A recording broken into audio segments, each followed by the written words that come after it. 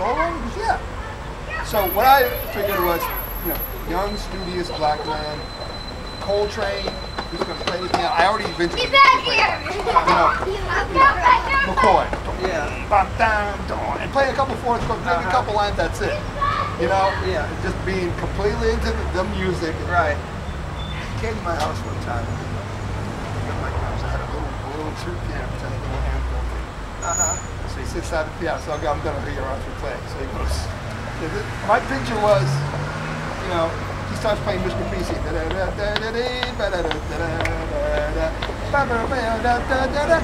Arthur, when you were, and you know, Arthur was a show off. When he wanted to show off, though, he would play the whole hand of the tune. He wouldn't just come playing. He would play the whole. So he said, okay, here's some chords. You can cop. The solo. Yeah. He's 21 at this time.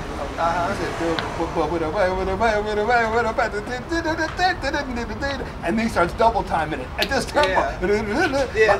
Like early McCoy on transition, like McCoy type drops on a good night. Yeah. It's like, holy man. I was like, I was so astonished, man. I would still remember the time of day it was. It was early, it was late afternoon. We were going to do night in. And at that point, I just said, man, I want to play piano too. Wow! I mean, I've seen so many guys play. I went to Berkeley, for God's sake. Yeah. I've never seen anybody hit Mr. PC like that. Playing one, you know, going up a half step, that just complete facility in the right hand. Yeah, yeah. Oh, yeah. Early McCoy. Yeah. I mean, he played piano at this point way better than he played saxophone. Yeah. I couldn't even speak, man. I was like, holy yeah. I had a whole new respect for this guy, you know? Yeah. So we go out and play. So at this point I started playing piano. So I got a piano and I told Arthur, in 10 years I can do it too. I didn't know that not everybody could do it. I'm going to practice my butt off. In 10 years I'm going to be as good as Art Taylor. And if I don't, we made a bet. I had to get a Hare Krishna haircut. You know what? I wish Arthur was around, but I'm just glad for that I never had to get that haircut or else he never found me, because I would have had to get that haircut for I am not as good as Art Taylor. And it's 30 years later now, right? So no, but you're at what you do, you're great. Because like when I first met you, like you remember. Right. Because, wait. I don't want to leave on how good I am. I don't want to. This story has 3 blocks. I'm about to get to the 3rd block. Okay.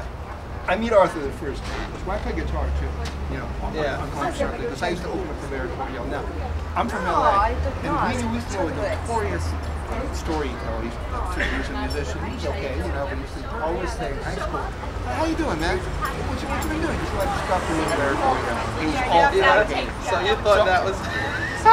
I used to open for Larry Cornell. I went, oh no, another blank. Yeah, right.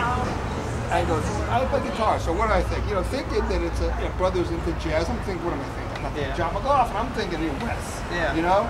He's a jazz guitar player, which he was not. He was not jazz. So I go to 7th Avenue South. And at this point I had recorded a couple of tunes with this guitar player named Masuo, who was Sonny Rollins' guitar player for 10 years. And he recorded some of my tunes. And we went to go see, I saw him at 7th Avenue South with John Scofield. Yeah. So I think John Scofield, I don't know, we're up there. And John Scofield comes up to Masuo and he goes, you know, like a lot of Westerners would go, he starts talking in pidgin English. It's like, oh, Masuo, me, big fan. It's funny, you white people do that. You know? Oh, me, big fan. And Masuo keeps talking English. He goes, yeah, cool, man. You know, English is not great, but it was better than that. You know? Yeah, you could have understood, hey man, I really enjoy your playing. Yeah, me, big fan. I thought it was funny. But it was cool. Scofield was a humble cat. He's a real nice cat, yeah. Here comes Tommaso. And a Tommaso, yeah. Now I happen to know that Tommaso played with Larry Cornell. So okay, now I'm gonna catch Arthur in a fib. Okay, now I'm gonna find out. I know he's lying. You know, he didn't open up for Larry Cornell on guitar. Yeah. You know. Okay, now this is after I see him play piano. Especially since I see him play piano. So nobody plays piano, sax, and guitar that good. Yeah. No, he's 21 years old. Let me see what's up. So, and I'd seen Tommaso. I went to Berkeley one time. He came to practice room. Great. I know. I played with him later. He was out there with us sometimes. He did. Great. He did some of the choreo. I know. Here's the story I'm going to tell you. So I go to the Telerant, so I go, Tommaso, meet Big Fin. No, I didn't say that. I said, hey man, have you ever heard of this? And I said, have you ever heard of this guy? Not do you know, because that third show was bullshit. Yeah. Have you heard of this guy? Is his name Arthur Rhames from the Bell Team? Oh yeah, man. This is he did. Yeah. Oh yeah, man. He used to open up on us with the Atlantic Royale. Yeah. He did? Yeah. And then he goes, yeah, man. He goes, he's a trumpet guy. now, I'm not really that impressed by guys who play a lot of notes. I'm not a big Al Di Meola fan. The song hits my mind. Does this cat play? Can he go on guitar? I said, wait, he can play a lot. He played a lot of notes. Or wait, he goes, oh yeah, man, play like so fast, man, on guitar. And I hadn't even heard this guy. Yeah. I'm like, are you serious? And Tommaso was telling me. Yeah. So I called the bar the next day. I said, you know, I ran into Hino the other day.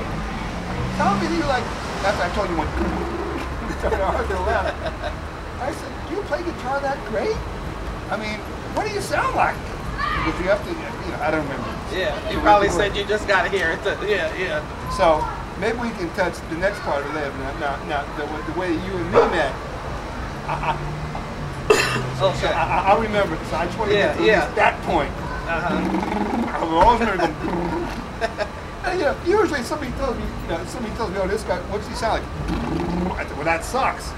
But for a guy to play piano like McCoy, and a guy, that's, I was like really intrigued. Well, turns out there's more to Arthur. Oh yeah. So should I continue with this? Yeah. Go ahead. Okay. Go ahead. So, first time I ever heard Arthur play was Arthur's first chance to get off the street was Rashid Ali took him under his wing. Rashid Ali had a club and he had gigs. A lot of people imagine Rashid Ali playing, you know. Well, no, not really, but they had a band called the Funky Three Club. So it's hard for me to imagine Arthur appreciate him playing electric guitar. It turned out they were playing funk stuff, and Rashid Ali. Yeah. Really? Oh yeah, Rashid, a beautiful cat. He was, man. He was a really nice guy. Yeah. And really. Arthur, Doug, first of all, really dug playing with him. Yeah. Dug him personally, and it was the Coltrane age. So Arthur was really, you know, Arthur was like very respectful. He embraced and respected. And Rashid could go pretty much where Arthur went. Yeah. Sometimes he'd start playing the free thing with the hi-hat, which realized the hi-hat would always be going, good time. He was really kind of good. So I went to go see his Funky Three Club, and I picked up the guitar and started playing. I'm pressing on the way to God. And he would play, I would describe, he would play the McLaughlinisms, because it was coming out of John. He idolized John McLaughlin. John McLaughlin. You know. But guitar is the instrument where he would play like McCoy and train type stuff. In fact, there's a video you guys on YouTube, Eternity, part 1 and 2. Yeah. And Eternity Part 2 at 2:45, there's a cadenza. The camera's going back and forth. Arthur really cuts loose at that point. You can see his couple of the blocks. But you could see the Coltrane, and then you could see the sheets of sound. And he would go da da da he would play a low note and so on top. I didn't see McLaughlin, I didn't see anybody doing too much of that. It's interesting you would say that, because I mean McLaughlin is one of my favorite guitar players of all time. And Arthur's. And we listened to those guys a lot in the early days. And looking back, at least from my experience, because I've been to a lot of John's gigs, I've seen John play countless times live. I would definitely say that the magnitude of Arthur's skill even surpassed the technicality on a certain level of what John was doing at a certain point, because he was cramming so much of what he was about into the music by that point.